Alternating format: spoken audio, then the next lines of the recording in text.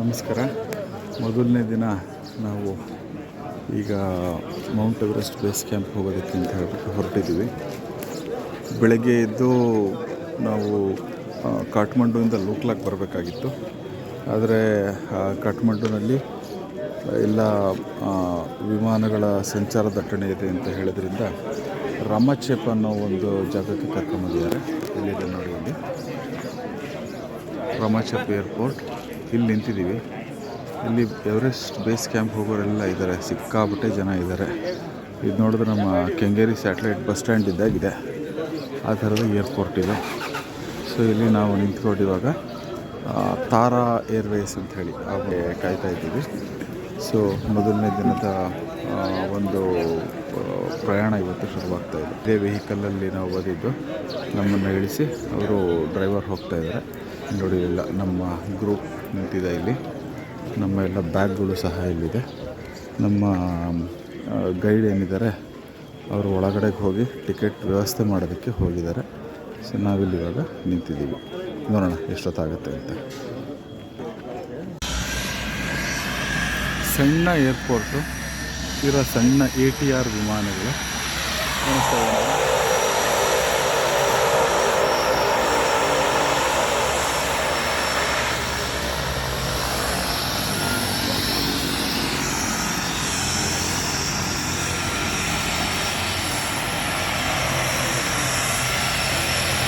देखे airport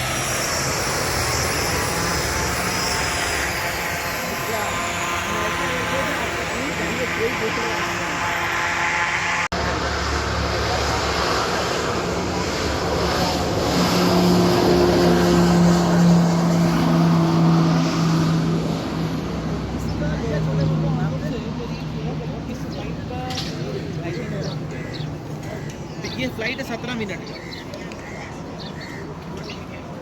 mountain flight है और बस ಇಲ್ಲಿಂದ ಸುಮಾರು 17 ನಿಮಿಷದ ಪ್ರಯಾಣ ಇದೆ. ಲೂಕ್ಲಾ ಅಂತ ಇನ್ನೊಂದು ಏರ್ಪೋರ್ಟು, ಅಲ್ಲಿಗೆ ಈ ಎಲ್ಲ ಸಣ್ಣ ವಿಮಾನಗಳು ತೊಗೊಂಡೋಗುತ್ತೆ. ರೋಡ್ನಲ್ಲಿ ಹೋಗೋದಕ್ಕೆ ಒಂದು 4 ದಿನ ಬೇಕಲ್ಲಿಗೆ, ಯಾಕೆಂದರೆ ಸಂಪೂರ್ಣ ಗುಡ್ಡಗಾಡು ರಸ್ತೆ, ಕೆಲವು ಕಡೆ ರಸ್ತೆನೇ ಇರೋದಿಲ್ಲ. ಸೊ ಹಾಗಾಗಿ ನಾವು ಇಲ್ಲ ವಿಮಾನ ಬೇಡ, ನಾವು ರೋಡ್ನಲ್ಲಿ ಹೋಗ್ತೀವಿ ಅಂದರೆ ಒಂದು 4 ದಿನ ಬೇಕಾಗತ್ತೆ ಅಂತ ಹೇಳಿದ್ರು. ಅದರ ವಿಮಾನದಲ್ಲಿ 17 ನಿಮಿಷದಲ್ಲಿ ಹೋಗ್ಬೋದು. ನೋಡಿ, ಎಲ್ಲ ಲಗೇಜ್ ಎಲ್ಲ ಲೋಡ್ ಆಗ್ತಾಯಿದೆ. ಪ್ರತಿಯೊಬ್ಬರಿಗೂ 15 kg ತೂಕದ ಒಂದು ಪರಿಮಿತಿ ಹಾಕಿದ್ದಾರೆ. ಅದಕ್ಕಿಂತ ಹೆಚ್ಚು ತೊಗೊಂಡೋಗಾಗಿಲ್ಲ. ನಾವು ಸಹ ಎಲ್ಲ ತೊಗೊಂಬಂದಿದ್ದ ಅನೇಕ ಸಾಮಾನುಗಳನ್ನು ಹೋಟೆಲ್ನಲ್ಲೇ ಬಿಟ್ಟು ಬಂದಿದ್ದೀವಿ. ಸೊ ಇವಾಗ ಇದೆಲ್ಲ ಲೋಡ್ ಮಾಡ್ತಾಯಿದ್ದಾರೆ ನೋಡಿ. ಸುಮಾರು ಒಂದು 3 ಗಂಟೆ ಕಾದಿದ್ದೀವಿ. ಮೊನ್ನೆ ದಿವಸ ಒಂದು ವಿಸಿಬಿಲಿಟಿ ಇಲ್ಲದೆ ಇರೋದ್ರಿಂದ, ವಾತಾವರಣ ಸರಿ ಇಲ್ಲದೆ ಇರೋದ್ರಿಂದ ಯಾವುದೇ ವಿಮಾನ ಬಿಟ್ಟಿಲ್ಲ. ಇವತ್ತು ಬೆಳಗ್ಗೆಯಿಂದ ಎಲ್ಲ ಹಿಂದೆ ಉಳಿದಿರ್ತಕ್ಕಂತಹ ಎಲ್ಲ ವಿಮಾನಗಳ ಪ್ರಯಾಣಿಕರನ್ನು ಲೂಕ್ಲಾಗ್ ಕಳಿಸೋದಕ್ಕೆ ಏರ್ಪಾಡು ಮಾಡಿದ್ರು. ಹಾಗಾಗಿ ನಮ್ಮ ಒಂದು ಪ್ರಯಾಣ ಏನಿತ್ತು ಅದು ತುಂಬ ತಡವಾಗಿದೆ.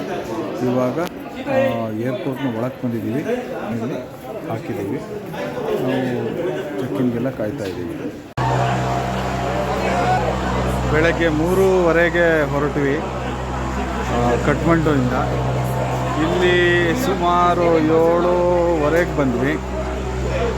7:30ಇಂದ ಫ್ಲೈಟ್ ಕಾಯ್ತಾ ಇದ್ವಿ. ಆಗ ಹೊರಡುತ್ತೆ ಈಗ ಹೊರಡುತ್ತೆ ಅಂತ ಹೇಳ್ಬಿಟ್ಟು ಈಗಾಗಲೇ 4:15 ಗಂಟೆ ಸಂಜೆ ಬೆಳಗ್ಗೆಯಿಂದ ಇಲ್ಲೇ ಕೂತಿದ್ವಿ. ಏನೋ ಒಂದು ತೊಂದರೆ ಆದ ಕಾರಣದಿಂದ ವಿಮಾನ ಹೊರಡಲಿಲ್ವಂತೆ. ಎಲ್ಲ ವಿಮಾನಗಳು ಇಲ್ಲೇ ಇದೆ. ಸಾಕಷ್ಟು ಪ್ರಯಾಣಿಕರು ಸಹ ಇಲ್ಲೇ ಸಿಕ್ಕಾಕೊಂಡಿದ್ದಾರೆ. 4:15 ಗಂಟೆ ಇವಾಗ ವಿಮಾನಗಳು ಹೊರಡೋಕ್ಕೆ ಶುರುವಾಗ್ತಾಯಿದೆ. ಇಲ್ಲಿಂದ ನಾವು ಲೂಕ್ಲಾ ಏರ್ಪೋರ್ಟ್ಗೆ ಹೋಗಬೇಕು. ಇಲ್ಲಿಂದ 17 ನಿಮಿಷದ ಪ್ರಯಾಣ. ಆ 17 ನಿಮಿಷದ ಪ್ರಯಾಣ ಆದಮೇಲೆ 4 ಗಂಟೆ ನಡಿಗೆ ಇರುತ್ತೆ ಫಾಕ್ಡಿಂಗ್ ಅನ್ನೋ ಜಾಗಕ್ಕೆ. ಸೊ ಹಾಗಾಗಿ ಇವಾಗ ನೋಡೋಣ. ಜನ ಎಲ್ಲ ಕಾದು ಸುಸ್ತಾಗಿದ್ದರು. ಎಲ್ಲರೂ ಇವಾಗ ಖುಷಿಯ ವಾತಾವರಣ ಮೂಡಿದೆ ಇಲ್ಲಿ. ಒಂದು ದಿನ ಪೂರ್ತಿ ಈ ರಾಮಚಪ್ಪಲ್ಲಿ ಕಳೆದ್ವಿ. ನಿನ್ನೆ ಸಂಜೆ ಟೇಕ್ ಆಫ್ ಆಗೋಕ್ಕಾಗಲಿಲ್ಲ. ಇವತ್ತು ಬೆಳಗ್ಗೆ 5 ಗಂಟೆಗೆ ಎದ್ದು ಬಂದಿದ್ದೀವಿ. 5 ಗಂಟೆಗೆ ತುಂಬ ಜನ ಇದ್ದಾರೆ. ಇಲ್ಲಿ ನಿಂತಿದೆ, ಎಲ್ಲರೂ ಹೊರಡೋಕ್ಕೆ ಸಿದ್ಧವಾಗಿದ್ದಾರೆ. ನೋಡ್ತಾ ಇದ್ದೀರ. ನಿನ್ನೆ ನಾವು ಇವಾಗ ಹೊರಡ್ತೀವಿ. ನಮ್ಮ ಅವಕಾಶಕ್ಕೆ ಕಾಯ್ತಾ ಇದ್ದೀವಿ. ಬಹುಶಃ ಇವತ್ತು ಇಲ್ಲಿಂದ ನಾವು ಲೋಕ್ಲಾಗೆ ಹೊರಡ್ತೀವಿ. ಮತ್ತೆ ಸಿಗ್ತೀನಿ. ಸದ್ಯಕ್ಕಂತೂ ಒಳಗೆ ಬಿಟ್ಟಿದ್ದಾರೆ. ಆ ಕಡೆ ಇರೋದು ನಮ್ಮ ಫ್ಲೈಟು. ನಾನು ನನ್ನ ಬೋರ್ಡಿಂಗ್ ಪಾಸ್ ಕೊಡ್ತಾ ಇದ್ದೀನಿ. 1 2 गया 3 4 5 6 7 8 पूरा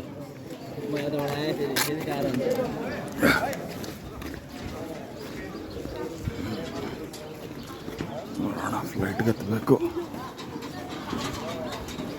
ಹೋಗ್ತಾ ಇದ್ದೀನಿ. ಎಡಗಡೆ ಕೂತ್ಕೊಳ್ಳಿ ಅಂತ ಎಲ್ಲ ಹೇಳ್ಬಿಟ್ಟಿದ್ದಾರೆ. ಎಡಗಡೆ ಕೂತ್ಕೊಂಡ್ರೆ ಚೆನ್ನಾಗಿ ಎವರೆಸ್ಟ್ನ ಮೇಲೆ ಹಾರು ಹೋಗ್ತೀವಂತೆ. ನೋಡೋಣ ಎಡಗಡೆ ಸಿಗುತ್ತಾ ಇಲ್ವೋ ನೋಡ್ತೀನಿ. ಕಡೆಗೂ ನಾವು ರಾಮಚಂದ್ರಿಂದ ಹೊರಟಿದ್ದೀವಿ. 24 ಅವರ್ಸ್ ವೆಯ್ಟ್ ಮಾಡಿದ್ಮೇಲೆ ನೋಡಿ ಇವಾಗ ಫ್ಲೈಟಲ್ಲಿ ಕೂತಿದ್ದೀವಿ. ತುಂಬ ಸಣ್ಣ ಫ್ಲೈಟು, 18 ಜನ ಕರ್ಕೊಂಡು ಹೋಗುತ್ತೆ. 2+1 ಸೀಟ್ ಇದೆ ಇದರಲ್ಲಿ.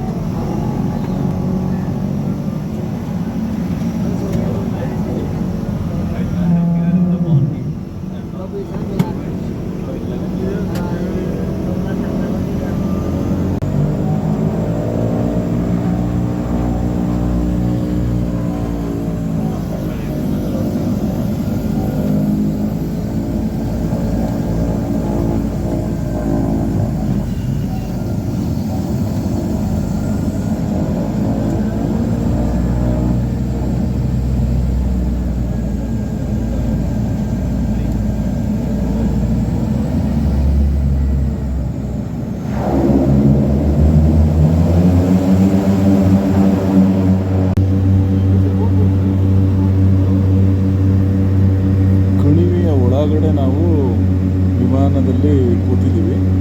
ನಾವು ವಿಮಾನ ಹಾರಿಸ್ತಾ ಇದ್ದಾರಲ್ಲ, ಅದಕ್ಕಿಂತ ಎಷ್ಟೋ ಎತ್ತರದಲ್ಲಿ ಬೆಟ್ಟಗಳಿದೆ. ಅಂದರೆ ನಾವು 2 ದೊಡ್ಡ ಬೆಟ್ಟಗಳ ಮಧ್ಯದ ಕಣಿವೆಯಲ್ಲಿ ಇವಾಗ ಪ್ರಯಾಣ ಮಾಡ್ತಾ ಇದ್ದೀವಿ. ಕೆಳಗಡೆ ಒಂದು ನದಿ ಹರಿತಾ ಇದೆ.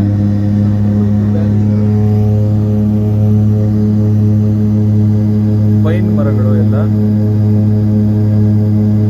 ಇನ್ನೇನಿಗೆ ಇಳಿತಾ ಇದ್ದೀವಿ.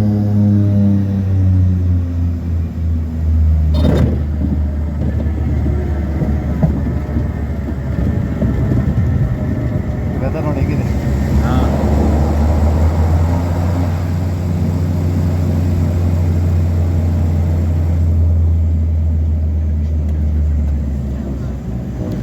ಲೋಕ್ಲಾ ವಿಮಾನ ನಿಲ್ದಾಣ, ತೆನ್ಸಿಂಗ್ ಹಿಲರಿ ಏರ್ಪೋರ್ಟ್ ಅಂತ ಹೇಳಿ.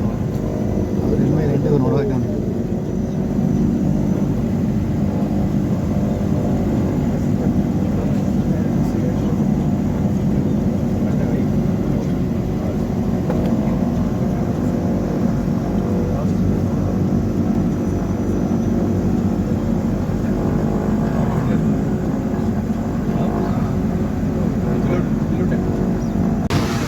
ಲೋಕ್ಲಾ ಏರ್ಪೋರ್ಟು ತುಂಬ ಚಿಕ್ಕದು, ಅಷ್ಟೇ ಇರೋದು.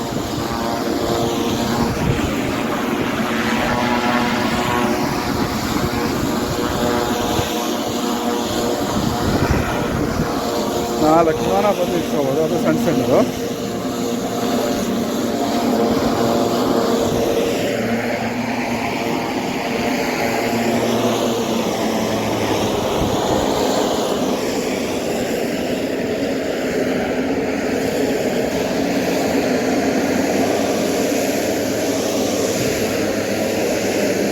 ಅದಾದ್ಮೇಲೆ ರನ್ವೇ. ಇಷ್ಟೇ ಇರೋದು ರನ್ವೇ.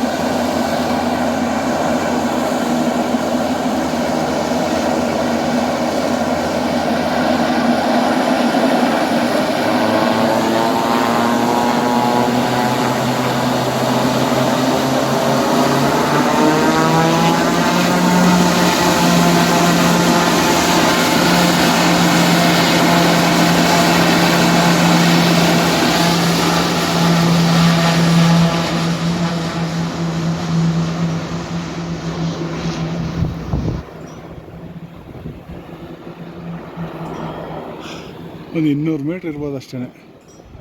ಇಲ್ಲಿ ಕೊನೆಗೆ ಹೋಗಿ ಟಕ್ಕನಾಗಿ ಮೇಲೆ ಕೊಟ್ಟೋಗುತ್ತೆ. ಎಲ್ಲ ಟೇಬಲ್ ಟಾಪ್ ಏರ್ಪೋರ್ಟ್ಸ್ ನೋಡಿ ಇಷ್ಟೇ.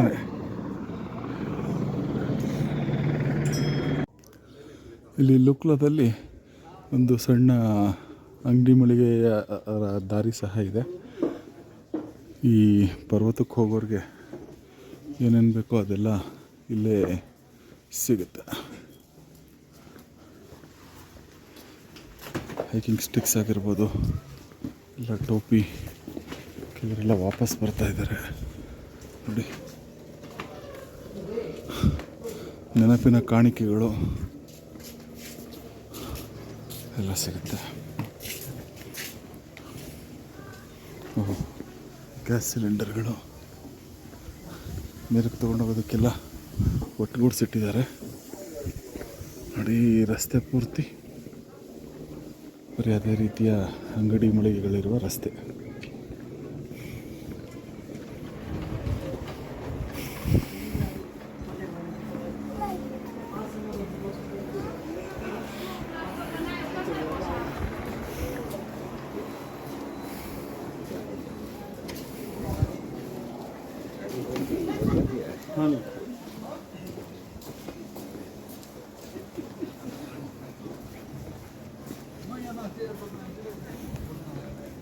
ಹೊರಡೋದಕ್ಕೆ ಮೊದಲು ಒಂದು ಲೈಸೆನ್ಸ್ ತೊಗೋಬೇಕು, ಒಂದು ಪರ್ಮಿಟ್ ತೊಗೋಬೇಕು ಹೋಗೋದಕ್ಕೆ. ಸೊ ಇದು ಜನ ಎಲ್ಲ ಇದ್ದಾರೆ ಇಲ್ಲಿ. ಸೊ ಇಲ್ಲಿ ಪರ್ಮಿಟ್ ತೊಗೊಂಡು ಆಮೇಲೆ ನಾವು ಮುಂದಕ್ಕೆ ಹೋಗಬೇಕು. ಸೊ ಪರ್ಮಿಟ್ ತೊಗೊಂಡಾಗಿದೆ ನಮ್ಮದು. ಈಗ ಮುಂದಕ್ಕೆ ಹೊರಡ್ತಾ ಇದ್ದೀವಿ. ನಡ್ಕೊಂಡು ಹೋಗ್ತಾ ಇದ್ದೀವಿ. ನಾ ಹಿಂದೆ ಕಾಣಿಸ್ತಾ ಇರೋದು ಒಂದು ಟೀ ಹೌಸು. ಇದೇ ಥರದ ಟೀ ಹೌಸ್ ಇರ್ಬೋದು, ಸಣ್ಣ ಸಣ್ಣ ಹಳ್ಳಿಗಳಿರ್ಬೋದು, ಎಲ್ಲ ಸಿಗ್ತಾ ಹೋಗುತ್ತೆ ನೋಡಿ. ಇದು ಎವರೆಸ್ಟ್ ಬೇಸ್ ಕ್ಯಾಂಪ್ ಹೋಗೋ ದಾರಿ. ಯಾವುದೇ ಕಚ್ಚಾ ರಸ್ತೆ ಇದ್ದಾಗಿದೆ. ಈ ಕಡೆ ಆ ಕಡೆ ಎಲ್ಲ ಸುಂದರವಾದ ಎತ್ತರವಾದ ಬೆಟ್ಟಗಳು, ಆಳವಾದ ಕಣಿವೆಗಳು. ನಾವು ಈ ಥರ ಹೆಲಿಕಾಪ್ಟರ್ನ ಎಲ್ಲಾದರೂ ನೋಡ್ತಾ ಇರ್ತೀವಿ ನಾವು. ಇದು ಸಾಮಾನೆಲ್ಲ ತೊಗೊಂಡು ಹೋಗ್ತಾ ಇರುತ್ತೆ. ಇಲ್ಲ ಅಂತಂದರೆ ಜನನ ಒಂದು ಕಡೆಯಿಂದ ಮತ್ತೊಂದು ಕಡೆಗೆ ಟ್ರಾನ್ಸ್ಪೋರ್ಟ್ ಮಾಡ್ತಾ ಇರುತ್ತೆ. ನಮ್ಮ ಜೊತೆಗಾರರೆಲ್ಲ ಮುಂದೆ ಹೋಗ್ತಾ ಇದ್ದಾರೆ, ಕೆಲವರು ಹಿಂದೆ ಇದ್ದಾರೆ. ಮತ್ತೊಂದು ಹೆಲಿಕಾಪ್ಟರ್.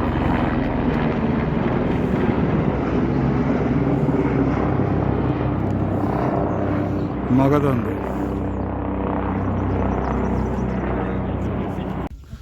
ಇಲ್ಲಿ ಮಧ್ಯ ಒಂದು ರೆಸ್ಟ್ ಜಾಗಕ್ಕೆ ಬಂದಿದ್ದೀವಿ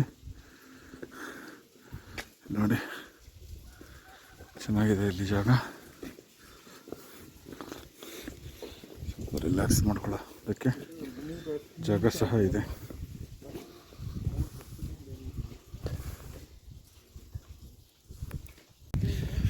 ಸ್ವಲ್ಪ ಮುಂದೆ ಬಂದರೆ ಆ ರೆಸ್ಟ್ ಏರಿಯಾಯಿಂದ ಇಲ್ಲಿ ಒಂದು ಬುದ್ಧನ ಸ್ತೂಪ ಇದೆ.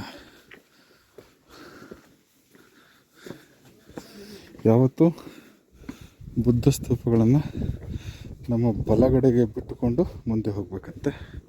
ಅಂದರೆ ಪ್ರದಕ್ಷಿಣಾಕಾರವಾಗಿ ಮುಂದೆ ಹೋಗಬೇಕು. ಸೊ ಹೀಗೆ ನೇರವಾದ ದಾರಿ ಇದ್ದರೆ ಸಹ ನಾನು ಈ ಕಡೆ ಸೈಡಿಂದ ಹೋಗ್ತಾ ಇದ್ದೀನಿ ನೋಡಿ. ಹಿನ್ನೆಲೆಯಲ್ಲಿ ಬೆಟ್ಟದ ಮೇಲೆ ಅನೇಕ ಹಳ್ಳಿಗಳಿದೆ. ಇಲ್ಲೆಲ್ಲ ಏನೇನೋ ಎಲ್ಲ ಬೆಳೆದಿದ್ದಾರೆ. ಸೊಪ್ಪು ತರಕಾರಿ ಅದನ್ನೆಲ್ಲ ಬೆಳೆದಿದ್ದಾರೆ. ಅತ್ಯಂತ ಎತ್ತರದ ಬೆಟ್ಟದ ಸಾಲಿದೆ ನೋಡಿ. ಹಿಮ ತುದಿಲಿರೋ ಪರ್ವತ ಇದೆ. ಹೀಗೆ ಇಲ್ಲಿ ಇನ್ನೊಂದು ಬೌದ್ಧರ ಪ್ರಾರ್ಥನಾ ಸುರುಳಿ ಇದೆ ನೋಡಿ. ಇದನ್ನು ತಿರುಗಿಸಿ ಓಂ ಮಣಿಪದ್ಮೆ ಹೋಂ ಅನ್ನಬೇಕು ಅನ್ನೋಣಂತೆ. ಓಂ ಮಣಿಪದ್ಮೆ ಹೋಂ, ಓಂ ಮಣಿಪದ್ಮೆ ಹೋಂ.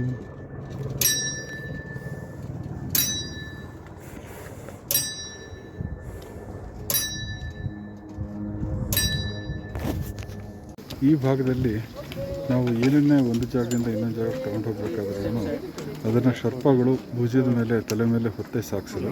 ಇಲ್ಲಿ ನೋಡಿ ಏನು ತೊಗೊಂಡು ಹೋಗ್ತಾ ಇದ್ದಾರೆ.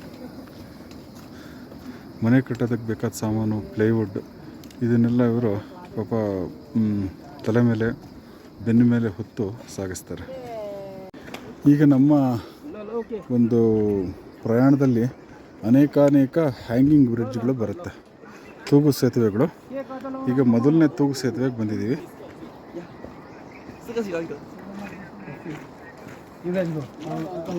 ತೂಗು ಸೇತುವೆ ಮೇಲೆ ಹೋಗೋದೇ ಒಂದು ವಿಶಿಷ್ಟವಾದ ಅನುಭವ. ದೂದ್ ಕೋಸಿ ನದಿಯ ಮೇಲೆ ಕಟ್ಟಿರತಕ್ಕಂತಹ ಒಂದು ತೂಗು ಸೇತುವೆ.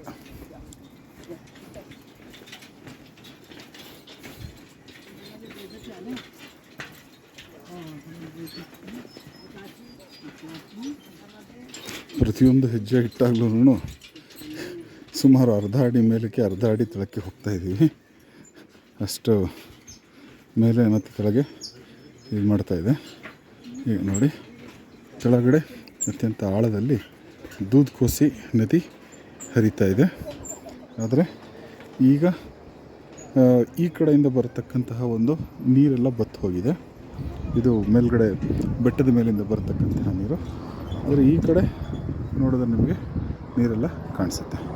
ದೂದ್ ಕೋಸಿ ನದಿ ನೋಡಿ.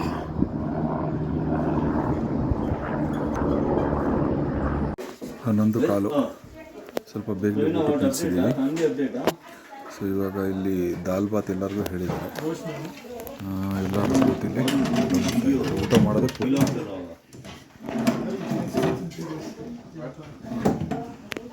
ಮ್ಯಾಂಗೋ ಜ್ಯೂಸ್ ಹೇಳಿದ್ವಿ. ಏನೇ ಹೇಳಿದ್ರು ಬಿಸಿ ಮಾಡಿ ಕೊಡ್ತಾರೆ. ಇದು ಹಾಟ್ ಮ್ಯಾಂಗೋ ಜ್ಯೂಸ್. ಊಟ ಮುಗಿಸಿದ್ಮೇಲೆ ಸುಮಾರು 1 ಗಂಟೆ 3/4 ಗಂಟೆ ನಡೆದ್ವಿ. 3/4 ಗಂಟೆ ನಡೆದಾದ್ಮೇಲೆ ಇವತ್ತಿನ ಡೇ 1 ಟ್ರಿಪ್ ಏನಿದೆ ಅದು ಇಲ್ಲಿಗೆ ಕ್ಲೋಸ್ ಆಗ್ತಾಯಿದೆ. ಏತಿ ಮೌಂಟೇನ್ ಹೋಮ್ ಅಂಥೇಳಿ ಇಲ್ಲಿಗೆ ಬಂದಿದ್ದೀವಿ. ಚೆನ್ನಾಗಿದೆ ಇದು. ಬಂದ ತಕ್ಷಣ ನಮಗೆ ಕೂತ್ಕೊಳ್ಳೋದಕ್ಕೆ ಕುರ್ಚಿಗಳು ಹಾಕಿದ್ದಾರೆ, ಶೂ ತೆಗೆದಿಡಬಹುದು ಮತ್ತು ಅವರದೇ ಚಪ್ಪಲಿಗಳಿದೆ. ಈಗ ರೂಮ್ಗೆ ಬರ್ತಾಯಿದ್ದೀವಿ. ಎಲ್ಲ ಮರದಿಂದ ಮಾಡಿರತಕ್ಕಂತಹ ರೂಮ್ಗಳಿದೆ. ಇಲ್ಲಿ ಗಡಿಂದ ನೀರು ಬರ್ತಾಯಿದೆ, ಬೆಳಕು ಬರ್ತಾಯಿದೆ. ಇದು ನಮ್ಮ 206 ಪಿನ್ ಶೇರಿಂಗ್ ಕೊಟ್ಟಿದ್ದಾರೆ. ನಾನು ನಮ್ಮ ಸ್ನೇಹಿತರು ಒಂದೇ ರೂಮ್ನಲ್ಲಿ ಇರ್ತೀವಿ. ಏನೋ ಬೆಡ್ ವಾರ್ಮರ್ ಅಂತ ಕೊಟ್ಟಿದ್ದಾರೆ ನೋಡಿ. ಆಗಲೇ ಹಾಸಿಗೆ ಬಿಸಿ ಇದೆ, ಮುಟ್ಟು ನೋಡಿದ್ರೆ ಬಿಸಿ ಇದೆ. ಬೆಡ್ ವಾರ್ಮರ್ ಇದೆ ಇಲ್ಲಿ.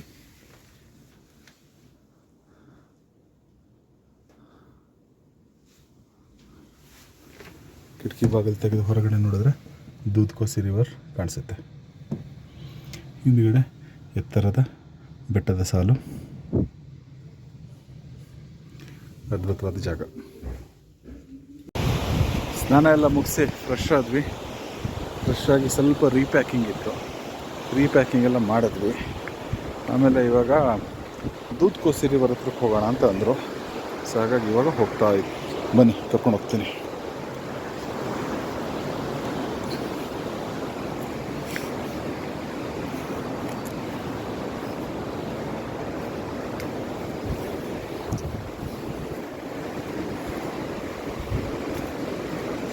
ನದಿಯ ಭೋರ್ಗರತ ಕೇಳಿಸ್ತಾ ಇದೆ ನೋಡಿ.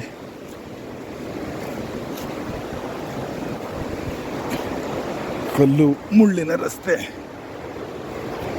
ಸಮತಟ್ಟ ಇಲ್ಲದ ರಸ್ತೆ. ಇವರು ನೀಮಾ ಅಂತ ಹೇಳ್ಬಿಟ್ಟು, ನೀಮಾ ಶರ್ಪಾ ನಮ್ಮ ಗೈಡ್ ನೋಡಿ. NTR ನೋಡಿ, ಮುರಳಿ ಹೋಗ್ತಾ ಇದ್ದಾರೆ. ಮತ್ತು ಇನ್ನೊಂದು ಹ್ಯಾಂಗಿಂಗ್ ಬ್ರಿಡ್ಜ್. ಕೆಳಗಡೆ ಅತ್ಯಂತ ಸುಂದರವಾದ, ಅತ್ಯಂತ ಸ್ವಚ್ಛ ನೀರಿನಿಂದ ಕೂಡಿರತಕ್ಕಂತಹ ದೂದ್ ಕೋಸಿ ನದಿ.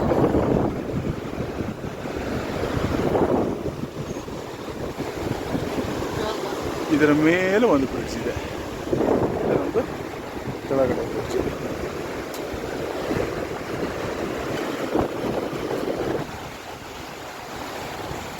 ನಮ್ಮ ಸ್ನೇಹಿತರೆಲ್ಲ ಆಗಲೇ ಆ ಕಡೆ ದೂರದಲ್ಲೆಲ್ಲ ಹೋಗ್ತಾ ಇದ್ದಾರೆ.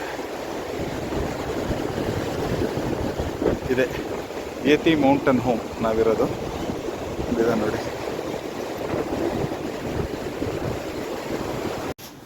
ಏತಿ ಮೌಂಟೇನ್ ಹೋಮ್ನಲ್ಲಿ ಅವರೇ ಆರ್ಗ್ಯಾನಿಕಲಿ ಬೆಳೆದಂತಹ ತರಕಾರಿಗಳನ್ನು ಎಲ್ಲದನ್ನು ಅಡುಗೆಯಲ್ಲಿ ಬಳಸ್ತಾರಂತೆ ನೋಡಿ. ಅದನ್ನೆಲ್ಲ ಮೆಣಸಿನ್ಕಾಯಿ ಅದನ್ನೆಲ್ಲ ಕಿತ್ತು ಉಪ್ಪಿನಕಾಯಿ ಹಾಕಿಟ್ಟಿದ್ದಾರೆ. ಸೊಪ್ಪನ್ನು ಕಿತ್ತು ಒಣಗಿ ಹಾಕಿದ್ದಾರೆ. ಇಲ್ಲೆಲ್ಲ ಬೆಳೆಸ್ತಾ ಇದ್ದಾರೆ. ಮತ್ತು ಇದ್ರ ಹಿಂಭಾಗದಲ್ಲಿ ಸಹ ಜಾಗ ಇದೆ, ಅಲ್ಲಿ ಎಲ್ಲದನ್ನು ಬೆಳೆಸ್ತಾರಂತೆ. ನಮಸ್ಕಾರ. 2ನೇ ದಿನ ಶುರುವಾಗಿದೆ. ನಿನ್ನೆ ರಾತ್ರಿ ನಾವು ಫಾಡ್ ಕಿಂಗ್ ಅನ್ನೋ ಜಾಗದಲ್ಲಿ ಇದ್ವಿ. ಇವತ್ತು ಬೆಳಗ್ಗೆ ಸುಮಾರು 6:30ಗೆ ತಿಂಡಿ ಮುಗಿಸಿ 7:30 ಅಷ್ಟೊತ್ತಿಗೆ ನಾವು ನಡೆಯೋಕ್ಕೆ ಶುರು ಮಾಡಿದ್ವಿ. ನಾಮ್ಚೆ ಬಜಾರ್ ಅನ್ನೋ ಜಾಗಕ್ಕೆ ಹೋಗಬೇಕು. 2ನೇ ದಿನದ ಒಂದು ಪ್ರಯಾಣ ಏನಿದೆ ಅತ್ಯಂತ ಕಷ್ಟಕರವಾದ ಪ್ರಯಾಣ. ಸುಮಾರು 800 ಮೀಟರ್ಗಳ ಮೇಲೆ ಹತ್ತಬೇಕು ನಾವು. ಹಾಗಾಗಿ ತುಂಬ ತೀವ್ರಗತಿಯ ಏರುದಾರಿ ಇದೆ. ಸೊ ಹಾಗಾಗಿ ಇವಾಗ ಹೊರಟಿದ್ವಿ. ಮೊದಲಿನ ವಿಡಿಯೋದಲ್ಲಿ ಹೇಳಿದಾಗೆ ಅನೇಕ ಲಾಡ್ಜಿಂಗ್ಗಳು ಕಾಣಿಸ್ತಾನೆ ಇರುತ್ತೆ. ಓಕೆ, ಇವತ್ತಿನ ದಿನ ಬೆಳಗ್ಗೆ ಹೊರಟಾಗ ಟೆಂಪರೇಚರ್ -1 ಇತ್ತು. ಹೋಗ್ತಾ ಇಂಪ್ರೂವ್ ಆಗುತ್ತೆ ಅಂತ ಹೇಳಿದ್ದಾರೆ. ಸೊ ನೋಡೋಣ. ಮೊದಲೇ ಹೇಳಿದಂತೆ ಎವರೆಸ್ಟ್ ಬೇಸ್ ಕ್ಯಾಂಪ್ ಹೋಗೋ ದಾರಿನಲ್ಲಿ ಅನೇಕ ಹ್ಯಾಂಗಿಂಗ್ ಬ್ರಿಡ್ಜ್ಗಳು ಬರುತ್ತೆ. ಇದು ಫಾಡ್ ಡಿಂಗ್ ನಲ್ಲಿರತಕ್ಕಂತಹ ಒಂದು ತೂಗು ಸೇತುವೆ. ದೂದ್ ಕೋಸಿ ನದಿ ಹರಿತಾ ಇದೆ. ಸೊ ಸಾಕಷ್ಟು ಉದ್ದ ಇದೆ. ಇದೆಲ್ಲ ಒಂದು 250 ಮೀಟ್ರ್ ಉದ್ದ ಇದೆ ಇದು. ಸೊ ಈ ಒಂದು ತೂಗು ಸೇತುವೆ ಮೇಲೆ ನಿಂತ್ಕೊಂಡು ಹೋಗ್ತಾ ಇದೆ.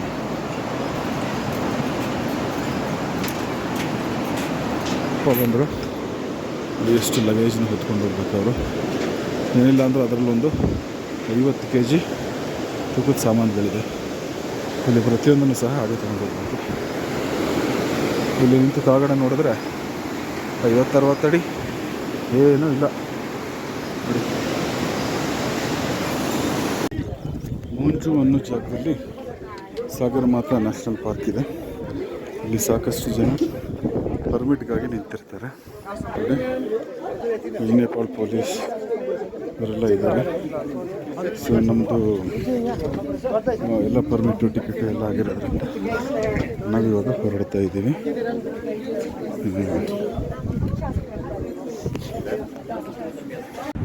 ಸಾಗರ ಮಾತಾ ನ್ಯಾಷನಲ್ ಪಾರ್ಕ್ ಒಳಗಡೆ ಎಂಟ್ರಿ ಮಾಡಿ ನಾವಿವಾಗ ನಾಮ್ಚೆ ಬಜಾರ್ ಹತ್ತಿರಕ್ಕೆ ಬಂದಿದ್ದೀವಿ. ಈ ಜಾಗದ ಹೆಸರು ಲಾರ್ಚಾ ಡೋವನ್ ಅಂತ ಹೇಳಿ. Elevation 2335 meter. ಇದು ಒಂದು ಯುನೆಸ್ಕೋ ಹೆರಿಟೇಜ್ ಸೈಟ್. ಇದರಲ್ಲಿ ನೇಪಾಳದಲ್ಲಿ ಅತ್ಯಂತ ಎತ್ತರವಾದ ಹಿಲರಿ ಬ್ರಿಡ್ಜ್ ಕಾಣಿಸ್ತಾ ಇದೆ ನಿಮಗೆ. ಈ ಹಿಲರಿ ಬ್ರಿಡ್ಜ್ ಮೇಲೆ ನೋಡ್ಕೊಂಡು ಹೋಗೋದೇ ಒಂದು ಅನನ್ಯ ಅನುಭವ. ಈಗ ನಾವು ಬ್ರಿಡ್ಜ್ ಮೇಲೆ ನೋಡ್ಕೊಂಡು ಹೋಗ್ತಾ ಇದ್ದೀವಿ. फोटो निकालना है, फोटो तो निकालने पर पहले. ಇದು ತಳಗಡೆ ಇನ್ನೊಂದು ಬ್ರಿಡ್ಜ್ ಇದೆ. ಪರ್ವತಗಳು ನೋಡಿ, ಎಷ್ಟೆಷ್ಟು ದೊಡ್ಡ ಪರ್ವತಗಳು. ಕೆಳಗಡೆ ದೂದ್ ಕೋಸಿ ನದಿ ಹರಿತಾ ಇದೆ.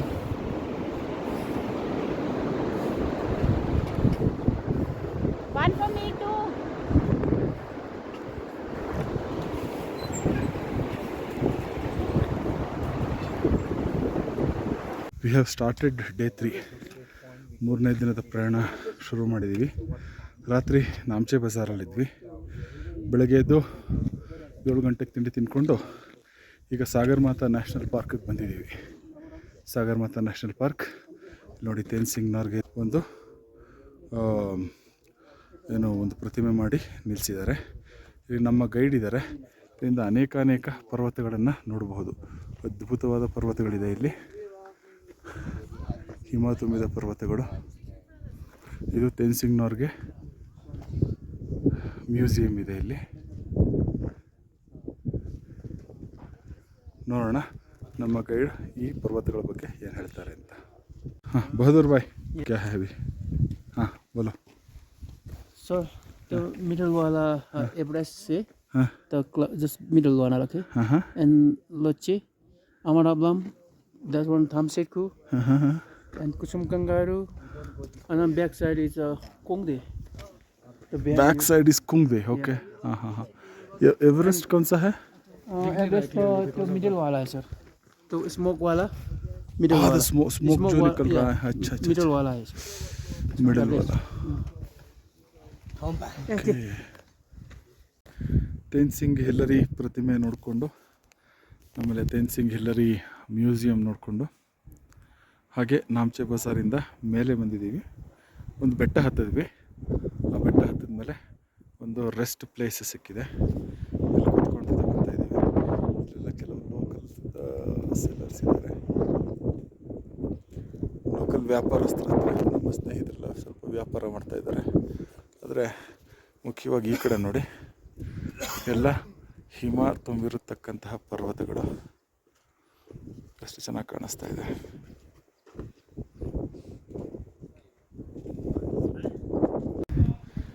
ಸಾಗರಮಾತ ನ್ಯಾಷನಲ್ ಪಾರ್ಕಿಂದ ಮುಂದೆ ಬಂದಿದ್ದೀವಿ. ಇಲ್ಲಿ ಅನೇಕ ಪರ್ವತಗಳು ಕಾಣಿಸ್ತಾ ಇದೆ ನೋಡಿ. ಇಲ್ಲಿ ಒಂದು ಕಪ್ಪು ಬೆಟ್ಟ ಕಾಣಿಸ್ತಿದೆಯಲ್ಲ, ಅದರ ಹಿಂಭಾಗದಲ್ಲಿರೋದು ಮೌಂಟ್ ಎವರೆಸ್ಟ್, ಅದರ ಪಕ್ಕದಲ್ಲಿರೋದು ಲೋತ್ಸೆ, ಈ ಕಡೆ ಇರೋದು ಅಮ್ಮಾದಾಬ್ಲಮ್. ನಾಮ್ಚೆ ಬಜಾರಿಂದ ಮುಂದೆ ಬರ್ತಾ ಬರ್ತಾ ಬರ್ತಾ ಅನೇಕ ಹಳ್ಳಿಗಳನ್ನು ದಾಟಿ ಮುಂದೆ ಬಂದ್ವಿ.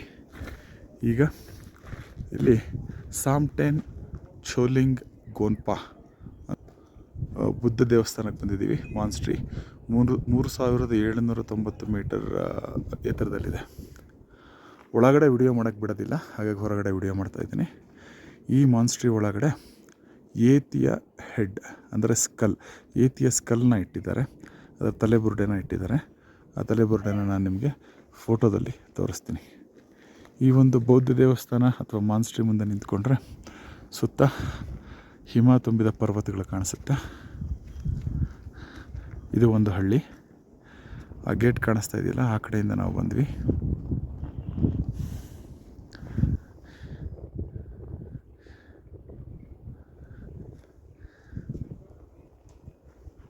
ಇದಾದಮೇಲೆ ಈಗ ಊಟದ ಜಾಗಕ್ಕೆ ಹೋಗ್ತಾ ಇದ್ದೀವಿ.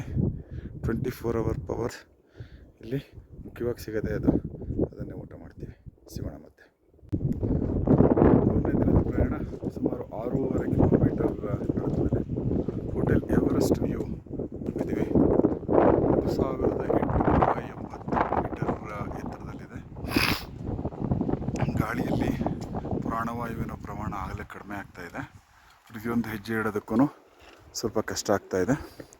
ಇಲ್ಲಿಂದ ನಮಗೆ ಎವರೆಸ್ಟ್, ಲೋತ್ಸೆ, ಲಬೂಚೆ, ಅಮ್ಮಾದಾಬ್ಲಮ್ ಇತ್ಯಾದಿ ಶಿಖರಗಳು ಕಾಣಿಸುತ್ತೆ.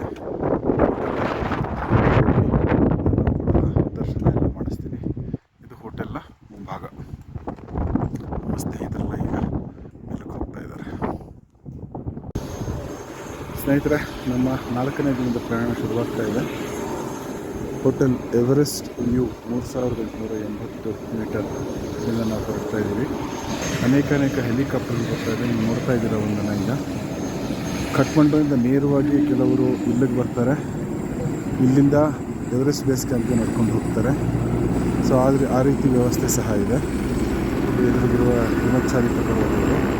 ಎವರೆಸ್ಟ್ ಪರ್ವತ ನಮ್ಮ ಹಿಂಭಾಗದಲ್ಲಿದೆ, ಹೋಟೆಲ್ನ ಆ ಭಾಗದಲ್ಲಿ ಇದೆ. ನೆನ್ನೆ ತೋರಿಸಿದಂತೆ ನಾವು ಈಗ ಇಲ್ಲಿಂದ ಪ್ರಯಾಣವನ್ನು ಪ್ರಾರಂಭ ಮಾಡ್ತಾ ಇದ್ದೀವಿ ಮುಂದಿನ ಜಾಗಕ್ಕೆ. ಸ್ನೇಹಿತರೆ, ಅತ್ಯಂತ ಶುಭ್ರವಾದ ಸುಂದರವಾದ ಮುಂಜಾವು. ಶೂನ್ಯಕ್ಕಿಂತ 2 ಡಿಗ್ರಿ ಕೆಳಗಿದೆ ಟೆಂಪರೇಚರ್. ಈಗ ನೋಡಿ ಮೌಂಟ್ ಎವರೆಸ್ಟ್ನ ತೋರಿಸ್ತೀನಿ. ಮೋಡಗಳು ಎಲ್ಲಿಂದ ಶುರುವಾಗ್ತಾ ಇದೆಯೋ ಅದೇ ಮೌಂಟ್ ಎವರೆಸ್ಟ್. ವಿಶ್ವದ ಅತ್ಯಂತ ಎತ್ತರವಾದ ಪರ್ವತ. ಅದರ ಪಕ್ಕದಲ್ಲಿರೋದು ಲೋತ್ಸೆ ಪರ್ವತ. ಸ್ವಲ್ಪ ಈ ಕಡೆಗೆ ಬಂದರೆ ಅಮ್ಮಾದಾಬ್ಲಮ್. ಹಾಗೂ ಈ ಕಡೆ ಹಾಗೆ ಸುತ್ತ ನೋಡಿದ್ರೆ ಅನೇಕ ಪರ್ವತಗಳಿವೆ. ನಮ್ಮ ಹೋಟೆಲಿನಿಂದ ಕೆಲವೇ ಮೀಟರ್ ನೋಡಿ, ನಮ್ಮ ಹೋಟೆಲ್ ಸಹ ಇಲ್ಲಿಂದ ಕಾಣಿಸುತ್ತೆ. ಕೆಲವೇ ಮೀಟರ್ ದೂರದಲ್ಲಿ ಒಂದು ಸಣ್ಣದಾದ ಒಂದು ಗುಡ್ಡ ಇದೆ. ಆ ಗುಡ್ಡದ ಮೇಲೆ ಹತ್ತಿ ನಿಂತರೆ ಎಲ್ಲ ನೋಟಗಳನ್ನು ವೀಕ್ಷಿಸಬಹುದು. ಅತ್ಯಂತ ಸುಂದರವಾದ ತಾಣ. ರಸ್ತೆಯಲ್ಲಿ ಹೀಗೆ ನಡ್ಕೊಂಡ್ಬರ್ಬೇಕಾದ್ರೆ ಅತ್ಯಂತ ಸುಂದರವಾದ ಹೂವಿನ ಒಂದು ಗಿಡವನ್ನು ನೋಡಿದ್ವಿ. ಲಾಲಿ ಗುರಾಜ್. ಇದು ನೇಪಾಳದ ರಾಷ್ಟ್ರೀಯ ಹೂವಂತೆ. ಅತ್ಯಂತ ಸುಂದರವಾದ ಹೂವು. 2 ಗಿಡಗಳಿದೆ ಇಲ್ಲಿ. ನಾವು ಕಣಿವೆಯಲ್ಲಿ ಇಳಿದು ಮುಂದೆ ಮುಂದೆ ಹೋಗ್ತಾ ಇದ್ದೀವಿ. ಬೆಟ್ಟದ ನಡುವೆ ಅನೇಕ ಮರಗಳಿದೆ. ಸಣ್ಣದಾದ ಕಾಡು ಅಂತಲೇ ಹೇಳ್ಬೋದು. ಸುಮಾರು 2.5 ಗಂಟೆಗಳ ಕಾಲ ನಡೆದು ಸುಮಾರು 5 ಕಿಲೋಮೀಟ್ರು ಫುಂಕಿ ಟಂಗ ಅನ್ನತಕ್ಕಂಥ ಒಂದು ಜಾಗಕ್ಕೆ ಬಂದಿದ್ದೀವಿ. ಆಮೇಲೆ ಸಾಮಾನು ಹೇರ್ಕೊಂಡು ಬರ್ತಾ ಇದ್ದಾರೆ. ಇಲ್ಲಿ ಒಂದು ತೂಗು ಸೇತುವೆ ಸಹ ಇದೆ. ಕೆಳಗಡೆ ದೂದ್ಕೋಸಿ ನದಿ ಹರಿತಾ ಇದೆ. ಅನೇಕ ಟ್ರಕ್ಕರ್ಗಳು ಮತ್ತು ಕೂಲಿಗಳು ಸಾಮಾನುಗಳನ್ನು ಹೊತ್ಕೊಂಡು ಬರೋದನ್ನು ನೋಡಬಹುದು. ಈಗ ಈ ಒಂದು ತೂಗು ಸೇತುವೆಯನ್ನು ದಾಟಿ ಮುಂದೆ ಹೋಗಬೇಕು. ನಮ್ಮ ಊಟದ ವ್ಯವಸ್ಥೆ ಆಗಿರೋ ಜಾಗಕ್ಕೆ ಈಗ ಅಲ್ಲಿ ಹೋಗ್ತಾ ಇದ್ದೀವಿ. ಈಗ ಸೂರ್ಯೋದಯ ಆಗ್ತಾ ಇದೆ. ಸೂರ್ಯೋದಯ ನೋಡಿ ಮುಂದಿನ ದಿನದ ಪ್ರಯಾಣ ಶುರುವಾಗ್ತಾ ಇದೆ. ಎಲ್ಲ ಅದನ್ನು ಆಮೇಲೆ ಹೇಳ್ತೀನಿ. ಈಗ ಅಹಮದಾಬ್ಲಂ ಹಿಂಭಾಗದಿಂದ ಸೂರ್ಯೋದಯ ಹೇಗೆ ಎಷ್ಟು ಚೆನ್ನಾಗಿ ಕಾಣಿಸ್ತಾ ಇದೆ.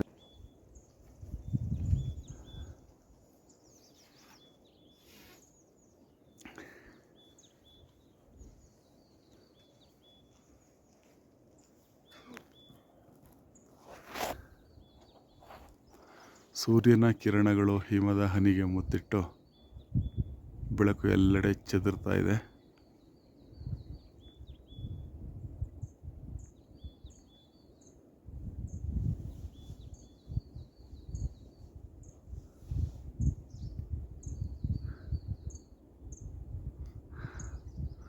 ಇನ್ನು ಸ್ವಲ್ಪ ಹೊತ್ತಿನಲ್ಲಿ ಪೂರ್ತಿ ಸೂರ್ಯ ಮೇಲಕ್ಕೆ ಬರ್ತಾನೆ. ಮತ್ತೆ ಆಗ ತಮಗೆ ಆ ಸೂರ್ಯೋದಯದ ಸೌಂದರ್ಯವನ್ನು ತೋರಿಸ್ತೀನಿ. ನನ್ನ 5ನೇ ದಿನದ ಪ್ರಯಾಣ ಈಗ ಪ್ರಾರಂಭ ಆಗ್ತಾ ಇದೆ. ಶೂನ್ಯಕ್ಕಿಂತ 3 ಡಿಗ್ರಿ ಕೆಳಗಿರುವ ಉಷ್ಣತೆ. ತುಂಬ ಸುಂದರವಾದ ವಾತಾವರಣ. ಎಲ್ಲೂ ಮೋಡ ಇಲ್ಲ. ಸೂರ್ಯ ಪ್ರಖರವಾಗಿ ತನ್ನ ಕಿರಣಗಳನ್ನು ಬೀರ್ತಾ ಇದ್ದಾನೆ. ವಾತಾವರಣ ಚೆನ್ನಾಗಿದೆ. ಈಗ ನಡೆಯೋದಕ್ಕೆ ಶುರು ಮಾಡಬೇಕು. ದಾರಿಲಿ ಬರ್ತಾ ನಾವು ಒಂದು ಜಾಗಕ್ಕೆ ಬಂದಿದ್ದೀವಿ. ನೋಡಿ, ಈ ಕಡೆ ಕೆಳಗಡೆ ದೂದ್ಕೋಸಿ ನದಿ ಹರಿತಾ ಇದೆ. ಇಲ್ಲಿ ಭೂಕುಸಿತ ಸಂಭವಿಸಿದೆ. ಬೆಟ್ಟ ಜರುಗಿದೆ ನೋಡಿ. ಇಲ್ಲಿ ಅದರಲ್ಲೇ ಯಾವುದೋ ಒಂದು ತಡೆಗೋಡೆ ಕಟ್ಟಿ ಅದನ್ನು ಸರಿ ಮಾಡೋ ಪ್ರಯತ್ನವನ್ನು ಮಾಡ್ತಾ ಇದ್ದಾರೆ. ಅದರಲ್ಲಿ ಈ ಒಂದು ಕಣಿವೆಯಲ್ಲಿ ನಿನ್ನೆ ತೋರಿಸಿದ ನೇಪಾಳದ ರಾಷ್ಟ್ರೀಯ ಹೂವಿನ ಗಿಡಗಳು ಅನೇಕ ಗಿಡಗಳು ಬೆಳೆದಿದೆ. ತುಂಬ ಸುಂದರವಾಗಿ ಕಾಣಿಸ್ತಾ ಇದೆ. ಅಲ್ಲಿ ನೋಡಿ, ಹಿಮ ತುಂಬಿದ ಒಂದು ಪರ್ವತ ಸಹ ನಮಗೆ ಕಾಣಿಸುತ್ತೆ. ರಸ್ತೆಯಲ್ಲಿ ಹೀಗೆ ಮುಂದೆ ಬರ್ತಾ ಇದ್ದೀವಿ. ಮುಂದೆ ಬರ್ತಾ ಇರಬೇಕಾದ್ರೆ ಹಿಮಾಲಯನ್ ಮೌಂಟನ್ ಗೋಟ್ ಇದು ನಮಗೆ ರಸ್ತೆಯಲ್ಲಿ ಕಾಣಿಸಿಕ್ಕಿದೆ.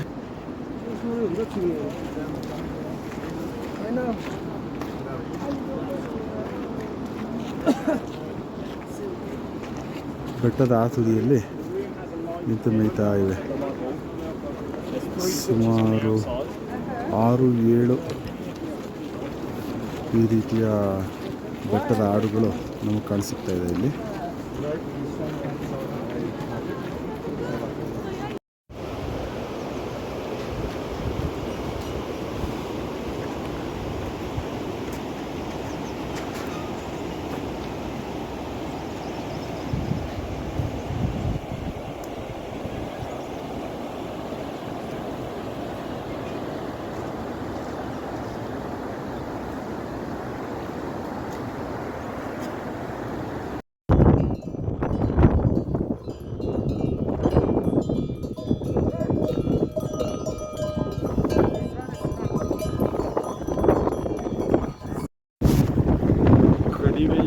ಆಳಕ್ಕೆ ಇಳಿದು ಹೋಗಿ ಮತ್ತೆ ಮೇಲೆ ಹತ್ತಬೇಕು. ನಮ್ಮ ಸ್ನೇಹಿತರು ಹಿಡಿತಾ ಇದ್ದಾರೆ. ಮತ್ತದೇ ದೂದ್ಕೋಸಿ ನದಿ ಹರಿತಾ ಇದೆ.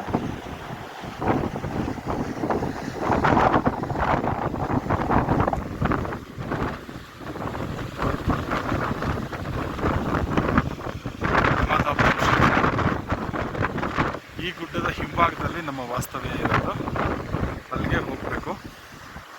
ಇನ್ನು ಸುಮಾರು 1-1.5 ಗಂಟೆಗಳ ಕಾಲ ಕಾಲ್ನಡಿಗೆ ಪ್ರಯಾಣ ಇದೆ. 5ನೇ ದಿನದ ನಡಿಗೆ ಇಲ್ಲಿಗೆ ಮುಕ್ತಾಯ ಆಗ್ತಾಯಿದೆ. ಇನ್ನೂ ನಮ್ಮ ಹೋಟೆಲ್ ಬಂದಿಲ್ಲ, ಸ್ವಲ್ಪ ಮುಂದೆ ಇದೆ. ಅದರ ಕೊಂಬು ಕಣಿವೆಯ ಆಳಕ್ಕೆ ಇಳಿದಿದ್ದೀವಿ. ಇದು ಡಿಂಗ್ ಬೋಚೆ 4350 ಮೀಟರ್ ಎತ್ತರದಲ್ಲಿದೆ. ಅತ್ಯಂತ ಸುಂದರವಾದ ಜಾಗ, ಪುಟ್ಟದಾದ ಒಂದು ಹಳ್ಳಿ. ಅಮಾದಾಬ್ಲಂ ಶಿಖರದ ಪಕ್ಕದಲ್ಲೇ ಇದೆ. ಎವರೆಸ್ಟ್ ಮರೆಯಾಗಿದೆ, ಎವರೆಸ್ಟ್ ಕಾಣಿಸ್ತಾ ಇಲ್ಲ ನೋಡಿ. ಸ್ನೇಹಿತರೆ, 6ನೇ ದಿನ ಅಕ್ಲಮಟೈಸೇಷನ್ ಡೇ. ಇವಾಗ ಡಿಂಗ್ ಬೋಚೆ ಅನ್ನೋ ಒಂದಲ್ಲಿದ್ದೀವಿ. 4350 ಮೀಟರ್ ಎತ್ತರದಲ್ಲಿದ್ದೀವಿ. ಇವತ್ತಿನ ದಿನ ಅಕ್ಲಮಟೈಸೇಷನ್ ಡೇ ಅಂದರೆ ಈ ಒಂದು ಎತ್ತರಕ್ಕೆ ಹೊಂದಿಕೊಳ್ಳುವ, ಪರಿಸರಕ್ಕೆ ಹೊಂದಿಕೊಳ್ಳುವ ದಿನ. ಬೆಳಗ್ಗಿನ 6 ಗಂಟೆ 15 ನಿಮಿಷ. ಈಗ ತಾನೇ ಸೂರ್ಯೋದಯ ಆಗ್ತಾಯಿದೆ. ಆ ಸೂರ್ಯೋದಯನ ನಾನು ನಿಮ್ಗೆ ಇವಾಗ ತೋರಿಸ್ತಾ ಇದ್ದೀನಿ.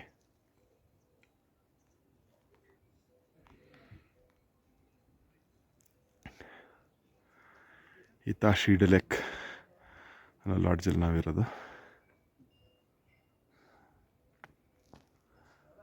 ಭವ್ಯವಾಗಿ ನಿಂತಿರೋ ತಾಯಿ ಮಗಳು ಅಮಾದಾಬ್ಲಂ ಶಿಖರ ಪಕ್ಕದಲ್ಲೇ ನಾವಿದ್ದೀವಿ.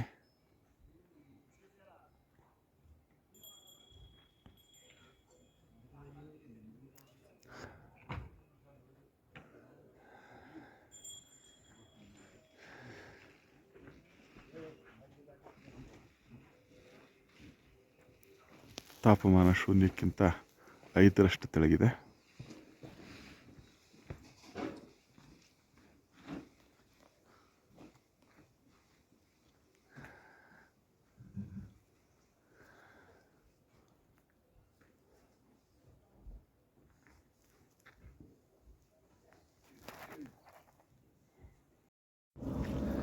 ಡಿಂಗ್ ಬೋಚೆಯಲ್ಲಿ ಇವತ್ತು ಇದ್ದೀವಿ.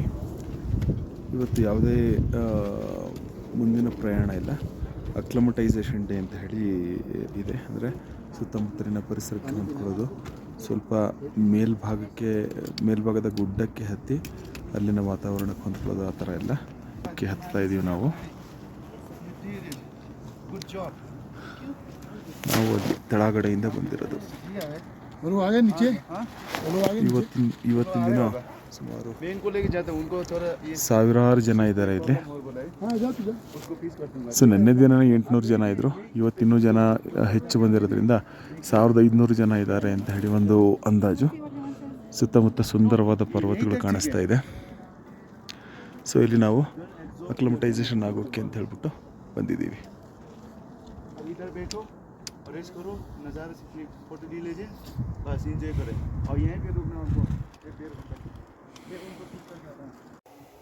ಹಿಮಾಲಯ ಪ್ರಾಂತ್ಯದಲ್ಲಿ ಸದಾ ಬದಲಾಗುವ ವಾತಾವರಣದ ಬಗ್ಗೆ ಹೇಳ್ತಾ ಇದ್ದೆ. ಬೆಳಗ್ಗೆ ಅಷ್ಟೊಂದು ಬಿಸಿಲಿತ್ತು, ಗಾಳಿ ಬರ್ತಾ ಇತ್ತು. ಈಗ ನೋಡಿ ವಾತಾವರಣ ಹೇಗೆ. ಕೇವಲ 10-12 ಅಡಿ ದೂರದ ವಸ್ತುಗಳು ಮಾತ್ರ ಕಾಣಿಸ್ತಾ ಇದೆ. ಸಂಪೂರ್ಣ ಮಂಜು ಮುಸುಕಿದೆ. ಮೋಡದ ಒಳಗಡೆ ಇಡೀ ಡಿಂಗ್ ಬೋಚೆ ಹಳ್ಳಿ ಮುಳುಗಿದೆ. ಯಾವುದೇ ಪರ್ವತ ಏನೂ ಕಾಣಿಸ್ತಾ ಇಲ್ಲ.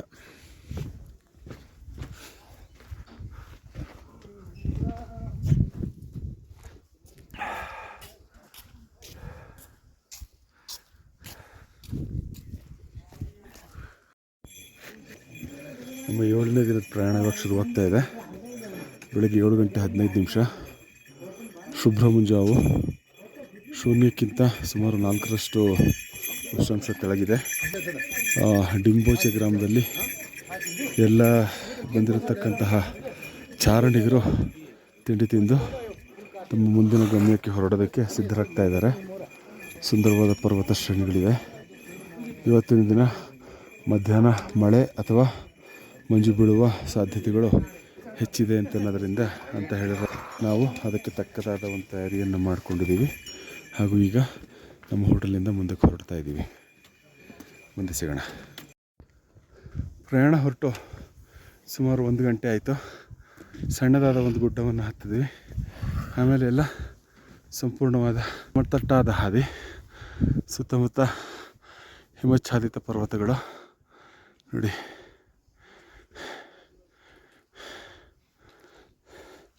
ಅಹಮದ್ ಅಬ್ಲಂ ಶಿಖರ. ಇವರು ನಮ್ಮ ಮಾರ್ಗದರ್ಶಿ ಆಶೀಶ್ ಅಂತೇಳಿ. ಆಶೀಶ್ ಹಾಯ್. ಇವರು ಭಕ್ತ್, ಅವರು ಸಹ ನಮ್ಮ ಅಸಿಸ್ಟೆಂಟ್ ಗೈಡ್.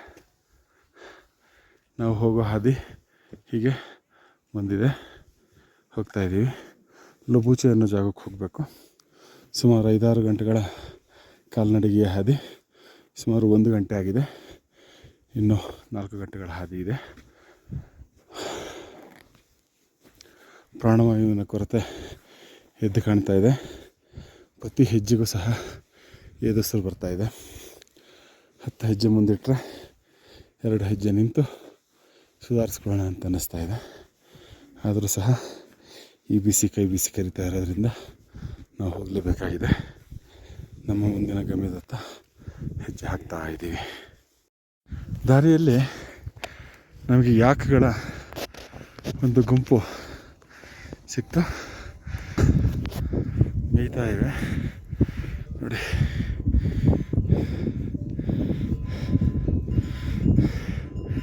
ಚಮರಿ ಮೃಗ.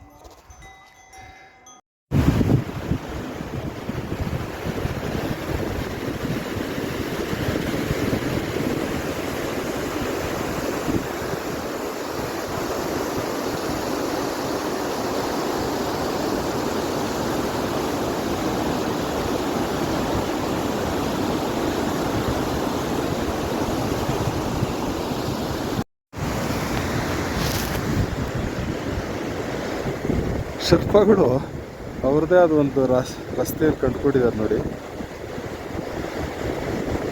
ನದಿಗಳ ಮಧ್ಯದಲ್ಲಿ ಕಲ್ಲುಗಳ ಮೇಲೆ ಕಾಲಿಟ್ಟುಕೊಂಡು ಹೋಗ್ತಾ ಇದ್ದಾರೆ.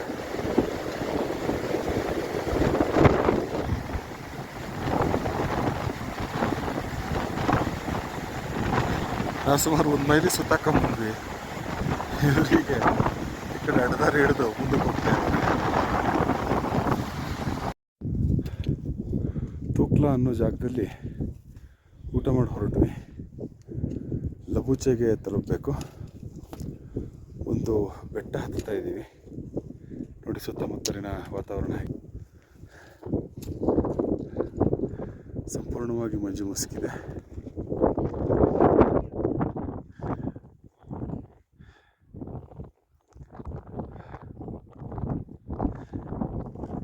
ಹೆಸರು ಭೈರಪ್ಪನವರು ಪರ್ವ ಕಾದಂಬರಿ ಹೇಳ್ತಾರೆ, ಸಶರೀರವಾಗಿ ಸ್ವರ್ಗಕ್ಕೆ ಹೋಗೋದು ಬಹಳ ಕಷ್ಟ ಅಂತೆ. ಬಹಳ ಕಷ್ಟವಾದ ಹಾದಿಯನ್ನು ಕ್ರಮಿಸ್ಬೇಕಂತೆ. ಬಹುಶಃ ಆ ಹಾದಿ ಈ ಹಾದಿಗಿಂತ ದುರ್ಗಮವಾಗಿರುತ್ತೆ ಅನ್ನೋ ನಂಬಿಕೆ. ಇದಂತೂ ಸಾಕಷ್ಟು ದುರ್ಗಮವಾಗಿದೆ. ಬರೀ ಕಲ್ಲು ಮಣ್ಣುಗಳು, ಕುರುಚಲು ಗಿಡಗಳು ಮಾತ್ರ ಇದೆ. ಜೊತೆಗೆ ರಭಸವಾಗಿ ಬೀಸುವ ಶೀತಲ ಗಾಳಿ ಬೇರೆ. ಮಂಜು ಮುಸುಕಿದೆ. ಶೂನ್ಯಕ್ಕಿಂತ ಕೆಳಗಿನ ತಾಪಮಾನ. ನಮ್ಮ ನಡಿಗೆ ಇನ್ನೂ ಸುಮಾರು 2 ಗಂಟೆಗಳ ಕಾಲ ಇದೆ ಅಂತ ಅನಿಸುತ್ತೆ. ಲಬೂಚೆ ಜಾಗಕ್ಕೆ ಹೋಗಬೇಕಾದ್ರೆ ನೋಡೋಣ. ಅಲ್ಲಿಗೆ ತಲುಪಿದ್ಮೇಲೆ ಮತ್ತೆ ವಿಷಯವನ್ನು ಸಂಗ್ರಹಿಸಿ ತಿಳಿಸ್ತೀನಿ. ಮತ್ತದೆ ಕಲ್ಲು ತುಂಬಿದ ರಸ್ತೆಯಲ್ಲಿ ಹೋಗ್ತಾ ಇದ್ದೀವಿ. ಅದರ ಬಂದು ಅಂದರೆ ಅದರಲ್ಲಿ ಉಷ್ಣಾಂಶ ಏರಿಳಿತ ಆಗ್ತಾಯಿದೆ. ನಿಮಗೆ ಕಾಣಿಸ್ತಾ ಇರ್ಬೋದು, ಸಣ್ಣದಾಗಿ ಹಿಮದ ಪಕಳೆಗಳು ಭೂಮಿಗೆ ಉದುರ್ತಾ ಇದೆ. ಇನ್ನು ಹೆಚ್ಚು ಜೋರಾಗಿ ಹಿಮಪಾತ ಆಗ್ತಾಯಿಲ್ಲ ನೋಡಿ, ಸಣ್ಣದಾಗಿ ಕಾಣಿಸ್ತಾ ಇರ್ಬೋದು. ನಮ್ಮ ಗುಂಪು ಹೀಗೆ ಮುಂದಕ್ಕೆ ಹೋಗ್ತಾ ಇದೆ. ನಮ್ಮ ಜೊತೆ ಇನ್ನೂ ಅನೇಕ ಸಹ ಪ್ರಯಾಣಿಕರಿದ್ದಾರೆ. ಇಲ್ಲಿಂದ ಸುಮಾರು 30 ನಿಮಿಷದ ರಸ್ತೆ ನಮ್ಮ ಮುಂದಿನ ವಸತಿ ಗೃಹಕ್ಕೆ. ಇದೇ ರಸ್ತೆಯಲ್ಲಿ ಹೋಗಬೇಕು. ನೋಡೋಣ ಇನ್ನು ಹೆಚ್ಚು ಹಿಮಪಾತವಾಗಬಹುದಾ ಅಂತ. ಆಗ ಮತ್ತೆ ವಿಡಿಯೋ ಮಾಡಿ ತೋರಿಸ್ತೀನಿ. ಸ್ವಲ್ಪ ಹೆಚ್ಚಾಗ್ತಾ ಇದೆ ನೋಡಿ.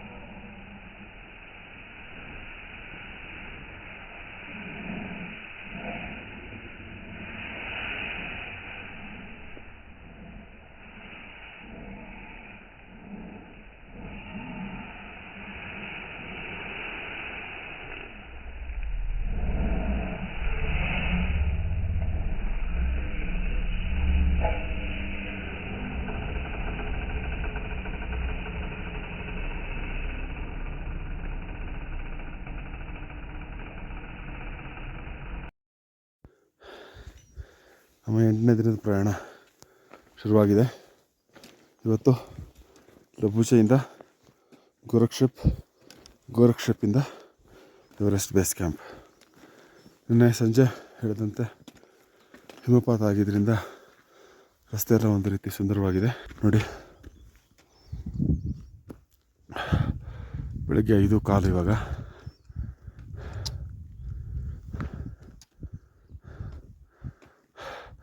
ಸಂಪೂರ್ಣ ಹಿಮದಿಂದ ಆವೃತವಾದ ಸಣ್ಣ ಪುಟ್ಟ ಗುಡ್ಡಗಳು.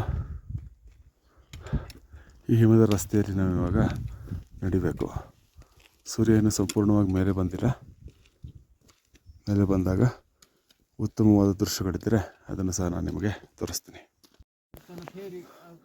ಸುಮಾರು 1.25 ಗಂಟೆಗಳ ನಡೆದು ಒಂದು ಕಡೆ ಸ್ವಲ್ಪ ವಿಶ್ರಾಂತಿಗೆ ಅಂತ ಕೂತಿದ್ದೀವಿ.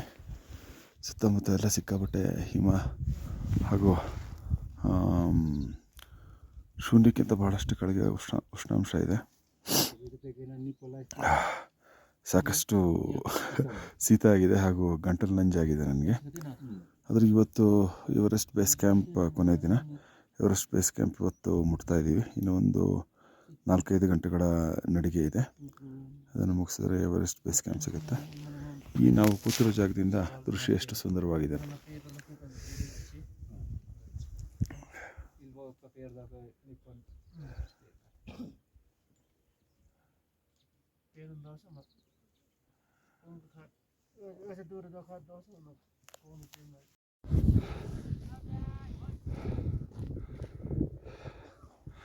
ಸೂರ್ಯೋದಯ ಆಗ್ತಾ ಇದೆ. ಆಗಿದೆ. ಕಣಿವೆಯಲ್ಲಿನ ಅನೇಕ ಪರ್ವತಗಳ ಮೇಲೆ ಬಿಸಿಲು ಬಿದ್ದಿದೆ ನೋಡಿ.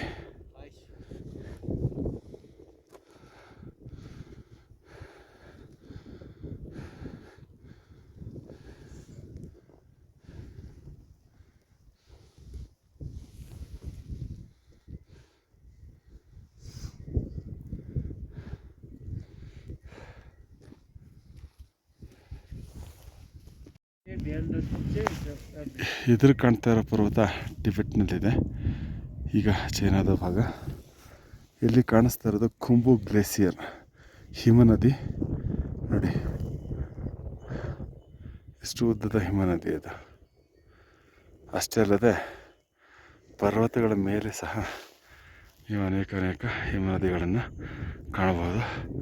ಎಲ್ಲ ಹೆಪ್ಪುಗಟ್ಟಿವೆ.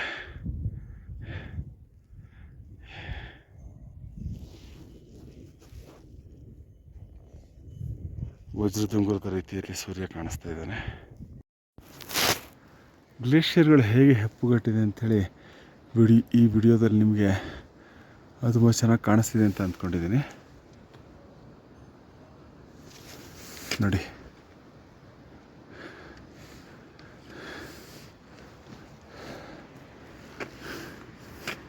ಇದೆಲ್ಲ ಇಲ್ಲಿ ಕಾಣಿಸೋದೆಲ್ಲ ಬೆಳ್ಳೆ ಕಾಣಿಸೋದೆಲ್ಲ ಗ್ಲೇಷಿಯರ್ಗಳನ್ನೇ.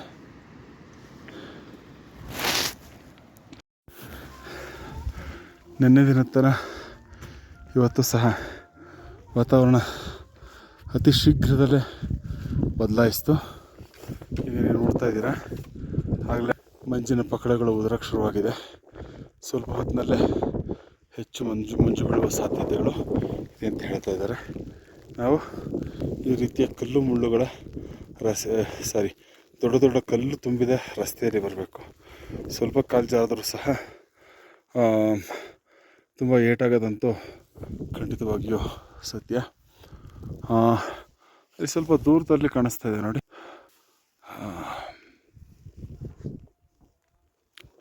ಹಳದಿ ಬಣ್ಣದ ಟೆಂಟ್ಗಳು ಮತ್ತು 2 ಡೂಮ್ ವಿನ್ಯಾಸದ ಟೆಂಟ್ಗಳು. ಅದೇ ಎವರೆಸ್ಟ್ ಬೇಸ್ ಕ್ಯಾಂಪ್. ಈ ಕಡೆ ನೋಡಿ, ಇದೆಲ್ಲ ಹಿಮನದಿಗಳು, ಗ್ಲೇಸಿಯರ್.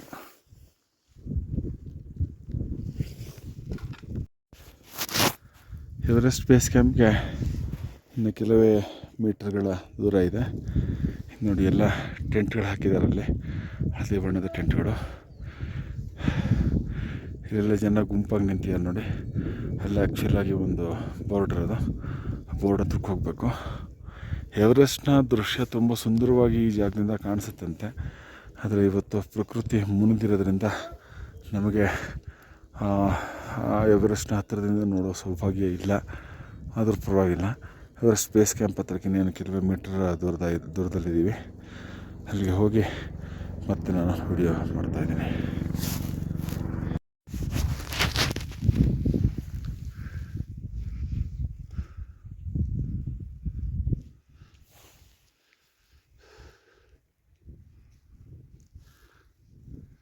ಈ ನೀರುಗಲ್ಲುಗಳನ್ನು, ಹೆಪ್ಪುಗಟ್ಟಿರುವ ಹಿಮದ ಬಂಡೆಗಳನ್ನು ಎಷ್ಟು ನೋಡಿದ್ರೂ ಮನಸ್ಸಿಗೆ ಮುದ ಕೊಡುತ್ತೆ ನೋಡಿ.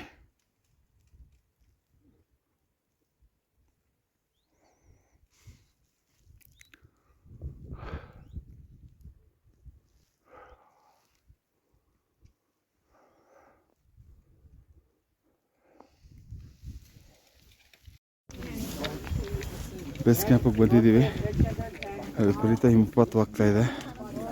ನೋಡಿ, ಇದೇ ಬೇಸ್ ಕ್ಯಾಂಪು. 7 ಸಮಿಟ್ಸ್, 2 ದೊಡ್ಡ ಡೂಮ್ಗಳಿದೆ. ಅನೇಕ ಕ್ಯಾಂಪ್ಗಳಿದೆ. ಇದು ನನ್ನ ಹೊಸದಾಗಿ ಹಾಕಿರ್ತಕ್ಕಂಥ ಒಂದು ಬೋರ್ಡ್ ಇದು. ಜನ ಎಲ್ಲ ಇಲ್ಲಿ ಬಂದು ಫೋಟೋ ತೆಗೆಸ್ಕೊಳ್ತಾರೆ. ನಾವು ಸಹ ಫೋಟೋ ತೆಗೆಸ್ಕೊಳ್ತೇವೆ. ತುಂಬ ಹಿಮ ಬೀಳಕ್ಕೆ ಶುರುವಾಗ್ತಾ ಇರೋದ್ರಿಂದ ತಕ್ಷಣ ನಮ್ಮ ಪ್ರಯಾಣವನ್ನು ಈಗ ಮುಂದುವರಿಸ್ತೀವಿ. ಅದರ ಹಿಂದಿನ ಊರಿಗೆ ಹೋಗ್ತೀವಿ. ಅದು ಹೋಗೋದಕ್ಕೆ ಸುಮಾರು 3 ಗಂಟೆಗಳ ಕಾಲ ನಡೀಬೇಕು. ಸೊ ಅಲ್ಲಿ ಹೋದ್ಮೇಲೆ ಮತ್ತೆ ಅಪ್ಡೇಟ್ ಕೊಡ್ತೀವಿ.